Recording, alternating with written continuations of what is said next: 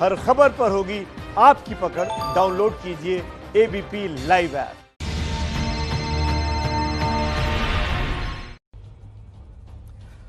नमस्कार, मैं अनुराग मुस्कान घंटी बजाओ शो में आपका स्वागत करता हूं।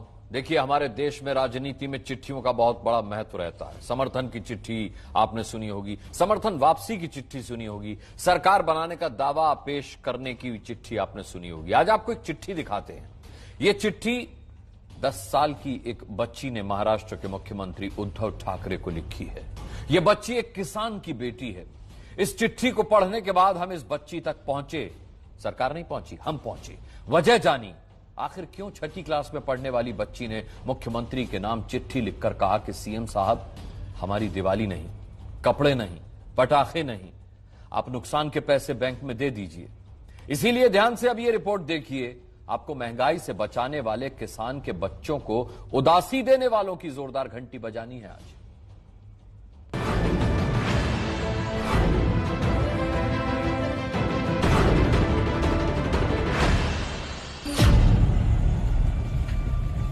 आदरणीय मुख्यमंत्री उद्धव ठाकरे जी, आपकी दिवाली जरूर खुशियों से भरी रही होगी, लेकिन मुंबई में आपके घर से 580 किलोमीटर दूर बैठी 10 साल की समीक्षा दिवाली पर अपनी खुशियों का यूं ही इंतजार करती रह गई।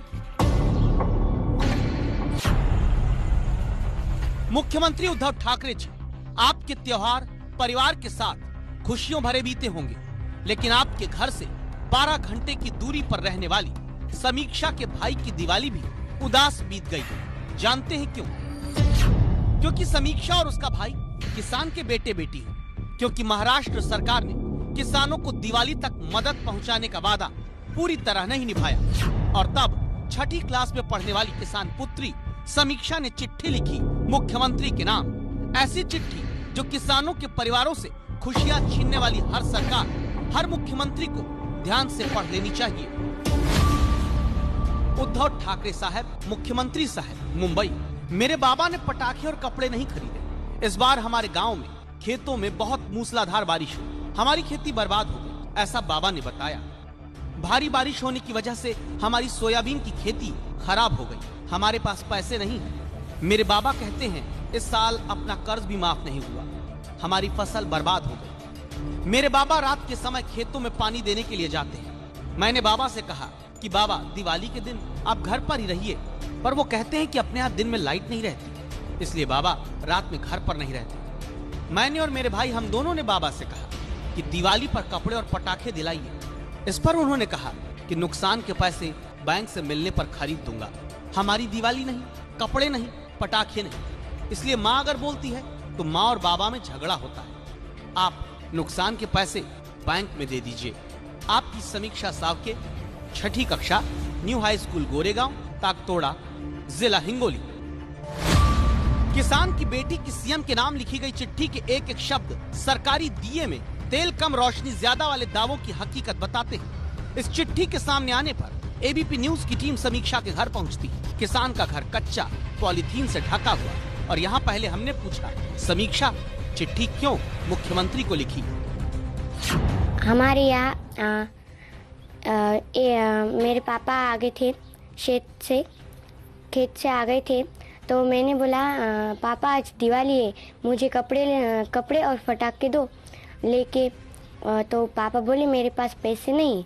तो मैंने बोला तो पैसे क्यों नहीं? तो पापा बोले तो हमें खेती में सोयाबीन और उड़ीद कम हुए और बहुत ही खराब हुए और उसको कोई लेना नहीं चाहता। मैंने बोला क्यों नहीं लेने चाहते? वो खराब है इसलिए वो नहीं लेने चाहते। तो मैंने बोला अब उस नुकसानी के पैसे कौन भरेगा? तो वो बोले थे उद्धव ठाकरे साहब वो बैंक में पैसे डालेंगे। तो मैंने बोला कब डालेंगे? तो वो पता नहीं। तो मैंने बोला तो मैं ना उनको मिलने जाती हूँ। तो पापा बोले थे उनको मिलना हमारे हाथ में नहीं है। सीएम से मिलना हाथ में था नहीं और दिवाली की खुशियां समीक्षा और उसके भाई की आंखों में ही दम तोड़ती दिख रही थी। जो सक्षम घर के थे उनके बच्चे कुछ यूं पटाखे चला रहे थे। समीक्षा और उसका भाई पटाखे कपड़े तक नहीं खरीद पा रहे थे, क्योंकि पिता की सोयाबीन की फसल बारिश में बर्बाद हो गई थी।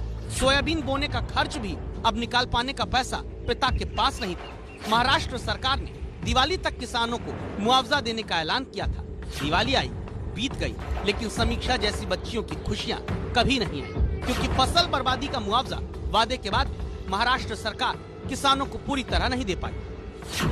और तब किसान की बेटी समीक्षा ने अपनी तस्वीर नीचे लगाकर मुख्यमंत्री उद्धव ठाकरे के नाम चिट्ठी लिखकर पूछा, हमारी खुशियां बैंक अकाउंट में कब डालेंगे साहेब? खत में उसने ऐसा लिखा है कि वो खाते में अगर पैसे डाले होते तो गरीबों की दिवाली जैसी मनाई जाती। लेकिन ऐसा क्या हो गया कि जो हमारे खेत में हमने जो फसलें डाली थी तो उसका जितने डाले उतने भी नहीं हमें मिल गए। तो वो उसका मुआवजा जो वो सीएम साहब हमारे देने वाले थे उद्धव जी ठाकरे, तो उन्होंने क्या किया कि हम देंगे दिवाली से पहले, और वैसा कुछ हो गया नहीं। इसीलिए हम दोनों बातें कर रहे थे तो वो बोली कि मुझे फटाके और कपड़े लाकर दो, पिताजी को बोल रही थी। तो ऐसे में उसके पिताजी ला नहीं सकते थे, क्योंकि वो जो मुआवजा खेत में डाला उतना भी हमें मिला नहीं, इसीलिए वो पिताजी उसके बोल रहे थे, इसीलिए उसने खत लिखा। जिस उम्र में my father my best friend पर निबंध लिखना बच्चे सीखते ही हैं, उस उम्र में किसान की 10 साल की बेटी ने सीएम के नाम सिर्फ एक खत नहीं लिखा, बल्कि सिस्टम की किसानों की प्रति नीति और नियत का कच्चा चिट्ठा खोल कर रख दिया, जो बताता है कि वादा करने के बाद भी किसान का कर्ज माफ नहीं हो पाया। दिन में किसान बिजली नहीं पाता, रात में जागना पड़ता है। फसल बर्बादी का मुआवजा अब तक सरकार नहीं दे पाई। सरकारी कुनीतियों के कारण किसान के घर में अशांति फैलती है और किसान के बच्चों की खुशियां त्योहार पर भी छिन जाती है। किसान के बेटे बेटे देखते रह जाते हैं खुशियों के अनार को अपने से दूर फूटते हुए। जब सीएम के नाम समीक्षा की चिट्ठी मीडिया के जरिए फैली तो कुछ लोग पहुंचे मदद के नाम पर पटाखे, मिठाई और कपड़े लेकर। कुछ लोग आए थे, उन्होंने कपड़े और फटाके दे दिए और पैसे भी दे, कुछ मदद हुई थोड़ी सी। उद्धव ठाकरे साहब को ये विनती करती हूँ कि वो बैंक में पैसे जल्दी डाले। खत लिखने की नौबत इसीलिए आई क्योंकि पिछले महीने हुई तेज बारिश में महाराष्ट्र के 41 लाख हेक्टेयर इलाके में किसानों की फसल बर्बाद हुई। 80 लाख किसान कहते हैं प्रभावित हुए। सोयाबीन की फसल सबसे ज्यादा नुकसान हुई, दाने बारिश में ही सड़ गए। परिस्थिती झालेली आहे शेतकऱ्याची। शेतकऱ्याला एक तर घरामध्ये बी झोप नाही, शेतामध्ये बी झोप नाही। शेतकरी आत्महत्या करणार नाही तर काय करीन? एक तर बँकेचं कर्ज, एक तर सावकाराचं कर्ज, एकरी 20,000 रुपये खर्च केलेला आहे या सोयाबीनला। और तब दावा है बारिश के कारण किसानों को करीब 35,000 करोड़ रुपए का नुकसान हुआ। महाराष्ट्र सरकार ने किसानों के लिए 10,000 करोड़ के पैकेज का ऐलान किया। 23 अक्टूबर को दावा किया कि दिवाली से पहले सरकार नुकसान का मुआवजा किसानों के बैंक अकाउंट में पहुंचा देगी। लेकिन दावा है समीक्षा जैसे हजारों किसान परिवारों के बच्चों के घर तक मुआवजे की रकम नहीं पहुंची और न पहुंची खुशियों की किश्त। जो हमारी स्थिति है ऐसी हमारी स्थिति नहीं, हमारे यहाँ के बहुत सारे किसानों की स्थिति यही है। बात इतनी सी हो गई कि हमारे बच्चे ने खत लिखा, लेकिन ऐसी कोई समीक्षा है कि जो खत भी नहीं लिख सकती, उसकी बात मीडिया तक जा ही नहीं सकती, इसीलिए उसने ये खत लिखा। हमारे यहाँ बहुत सारे लोग आए थे, उन्होंने कुछ मदद भी की कि सोने कपड़े, फटाके, मिठाई दे दी हमें। बात सिर्फ मुआवजे भर की नहीं है। महाराष्ट्र के किसानों ने बड़ी मेहनत से कपास की खेती भी की। कपास जो किसानों के लिए सफेद सोना होता है, लेकिन किसान को 1 किलो कपास बेचने के बदले जहां सरकारी दर पर 58 रुपए मिलते हैं, वहीं व्यापारी किसान से सिर्फ 40 रुपए में खरीद लेना चाहते हैं। ऐसे में प्रति क्विंटल किसान को 1500 से 2000 रुपए का नुकसान कपास पर होता है। कपास से शर्ट, टी शर्ट बनाने वाली कंपनियां हजारों रुपए कमाती हैं। जरा इसकी भी तुलना देख लीजिए।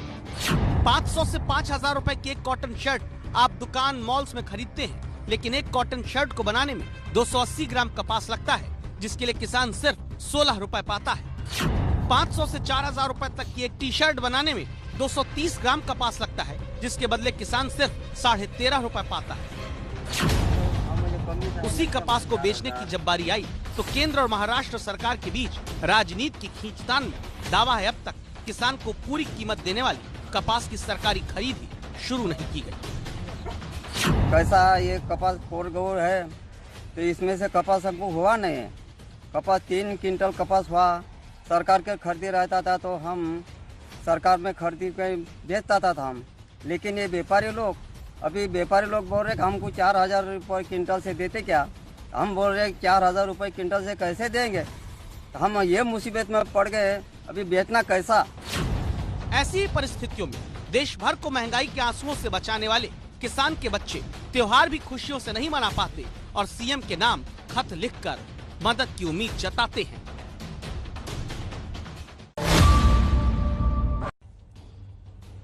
और अब एक ऐसे अंधेर की आपको घंटी बजानी है जहां कानून का मजाक उड़ रहा है। ये कहानी झारखंड के रांची से आई है, जहां चारा घोटाले को दोषी लालू प्रसाद यादव रांची के सबसे बड़े अस्पताल के निदेशक के बंगले में इलाज करा रहे हैं और अब जनता रिम्स निदेशक के रहने के इंतजाम का किराया अपनी जेब से भरेगी। लालू का राज में आलू का बेलहना हुआ, तबला बजेगा, धीम धीम का एक आदमी बचेगा, 3 दिन में बताना चाहता। एक तरफ चारा घोटाले में सजा याफ्ता लालू यादव और दूसरी तरफ झारखंड के सबसे बड़े सरकारी अस्पताल के नवनियुक्त निदेशक और पद्मश्री से सम्मानित डॉक्टर प्रदीप सिन्हा। इन दो तस्वीरों के बीच की कहानी खोखले, कमजोर और कुतर्क संगत सिस्टम का सच सामने लाएंगे।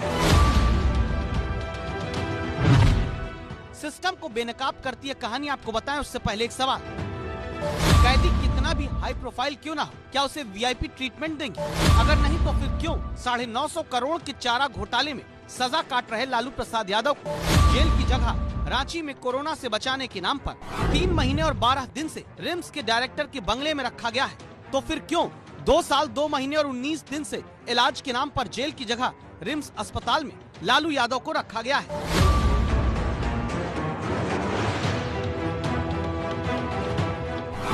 तो फिर क्यों रिम्स के नए निदेशक की नियुक्ति के बाद भी लालू निदेशक के कैली बंगले में रहते हैं और रिम्स के डायरेक्टर को खुद किराए पर लिए गए गेस्ट हाउस में रहना पड़ता है, जिसके किराए पर रोज 400 रुपए खर्च हो रहे हैं।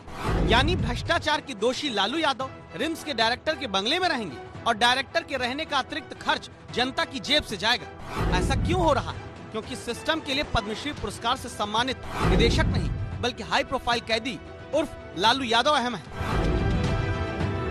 एक ऐसे उच्च स्तरीय कैदी जो चारा घोटाले में 1993 से दिसंबर 2017 तक यानी करीब 24 साल 11 महीने कानून के साथ आंख मिचौली खेलते रहे, कानूनी दांवपेच के दम पर कानून की पकड़ से बचते रहे और हमारा शासन प्रशासन ऐसे कैदी के अंधभक्ति में लीन होकर सही और गलत का फर्क भूल जाता है।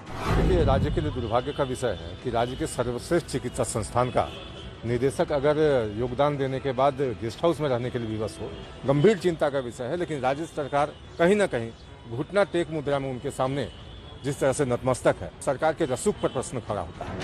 इसी नतमस्तक सिस्टम की वजह से इतिहास में पहली बार रिम्स के किसी निदेशक को सरकारी आवास में न रहकर गेस्ट हाउस में रहना पड़ रहा है।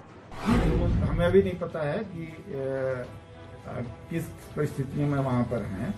वो परिस्थितियाँ अगर खत्म हो गई होंगी खाली हो जाएगा। एबीपी न्यूज की राय है, कैदी कोई भी हो उसके साथ एक आम अपराधी जैसा ही सलूक हो। हाई प्रोफाइल कैदियों को सिर आंखों पर बैठाने वाले सिस्टम को बदला जाए। आप सहमत हैं तो 8422840000 पर घंटी बजाइए। और अब बात करते हैं दुनिया के सबसे बड़े अपराध विरोधी अभियान के 155वें दिन की, जिसमें पिछले 155 दिन के भीतर दावा है 200 से ज्यादा माफियाओं की 700 करोड़ से ज्यादा की प्रॉपर्टी तोड़ी गई या सीज करके प्रशासन ने बड़े बड़े गैंगस्टर को आर्थिक और सामाजिक चोट पहुंचाई है। आज क्या हुआ अब आप देखिए और घंटी बजाइए। उत्तर प्रदेश में मुख्तार अंसारी, अतीक अहमद जैसे माफियाओं, गैंगस्टर और जेल से अपना साम्राज्य चलाने वाले अपराधियों के खिलाफ दुनिया के सबसे बड़े अपराध विरोधी अभियान के आज 155 दिन पूरे हो गए, जिसमें अब कानून का हाथ कितना लंबा होता है ये समझने के लिए इन तस्वीरों को देखिए। यूपी के प्रयागराज में जेसीबी के लंबे हाथ अतीक अहमद और अतीक के गैंगस्टर रिश्तेदार की आर्थिक रीढ़ की हड्डी तोड़ रहा है। ये छत अतीक अहमद के अपराध की तोड़ी जा रही है। अगस्त से अब तक करीब 300 करोड़ की प्रॉपर्टी गिराए जाने के बाद लगातार प्रशासन अतीक अहमद के वर्चस्व को ढहाने में जुटा है, जिसमें किसकी बारी आ जाए। मौके पर मौजूद संवाददाता मोहम्मद मोइन से सुनिए। माफियाओं, अपराधियों और बाहुबलियों के खिलाफ चलाए जा रहे यूपी की योगी सरकार के ऑपरेशन नेस्त नाबूद का सबसे ज्यादा असर संगम नगरी प्रयागराज में देखने को मिल रहा है। इसी कड़ी में आज प्रयागराज में माफिया घोषित किए गए पूर्व बाहुबली सांसद अतीक अहमद के परिवार की एक और बिल्डिंग को सरकारी बुलडोजर लगाकर उसे जमींदोज किया जा रहा है। ये बिल्डिंग शहर के चकिया इलाके में स्थित है, 3 मंजिला इमारत है और अतीक अहमद के मकान से महज 30 से 35 मीटर की दूरी पर है। दोनों मकानों में, दोनों बिल्डिंग्स में महज 3 मकान का फर्क है। अतीक अहमद के साढ़ू इमरान अहमद के नाम है। इमरान अहमद अतीक अहमद के साढ़ू हैं। अतीक अहमद के जिस अपराधी रिश्तेदार की अवैध नक्शे के आधार पर बनी इमारत तोड़ी जा रही है, उसके खिलाफ 1.5 दर्जन मुकदमे दर्ज हैं। 25,000 रुपए का इनाम घोषित है। सीबीआई तक को अतीक के उस रिश्तेदार की तलाश है। स्टेट गवर्नमेंट का पॉलिसी डिसीजन है एंटायर यूपी के लिए, जितने भी क्रिमिनल्स, हिस्ट्री शीटर्स, माफियाज हैं, उनके विरुद्ध सारी एजेंसीज कार्रवाई कर रही हैं अपने विभिन्न अधिनियमों में। उसी क्रम में कार्रवाई आज की जा रही है। आज प्रयागराज में ये कुख्यात अपराधी हिस्ट्री शीटर वर्तमान एस्काउंटिंग इमरान जई का अवैध निर्माण है। ये अतीक गैंग के सक्रिय सदस्य हैं और इनके द्वारा प्लॉट एरिया लगभग 2,500 वर्ग गज में बिना मानचित्र स्वीकृत कराए अवैध निर्माण कराए गए थे, जिसका विधिक ध्वस्तीकरण आदेश प्रयागराज विकास प्राधिकरण ने पारित किया था। इसके क्रम में इसको एंटायरली डिमोलिश करा रहे हैं, पूरा ध्वस्त करा रहे हैं। अब आपको बताते हैं कि हम लगातार घंटी बजाओ शो में उत्तर प्रदेश में अपराधियों के खिलाफ चल रही इस मुहिम को क्यों दुनिया का सबसे बड़ा अपराध विरोधी अभियान बताते हैं। क्योंकि आंकड़े कहते हैं अब तक यूपी में 210 माफिया और गैंगस्टर को 780 करोड़ रुपए की आर्थिक चोट प्रशासन दे चुका है। प्रयागराज में सबसे ज्यादा 23 माफिया और गैंगस्टर्स की 300 करोड़ की प्रॉपर्टी तोड़ी गई या जब्त की गई। वाराणसी और पूर्वांचल के कई जिलों में मुख्तार अंसारी समेत 104 अपराधियों की 150 करोड़ की प्रॉपर्टी जब्त हुई या तोड़ी गई। लखनऊ में मुख्तार अंसारी के भाई समेत 3 अपराधियों को 186 करोड़ की चोट पहुंचाई गई। कानपुर रेंज में 29 अपराधियों की 70 करोड़ की संपत्ति दावा है सीज की गई। दिल्ली में कोरोना के मामले बढ़ने के बीच राजधानी से सटे यूपी के नोएडा में एक्शन प्लान प्रशासन ने तैयार किया है। बड़ी खबर यह है कि गौतम बुद्ध नगर के डीएम ने बताया है कि नोएडा से सटे सभी बॉर्डर पर रैंडम टेस्टिंग कोरोना की कराई जाएगी। दिल्ली से जो नोएडा आएगा उसकी रैंडम टेस्टिंग होगी, क्योंकि लगातार दिल्ली में मामले बढ़ते जा रहे हैं।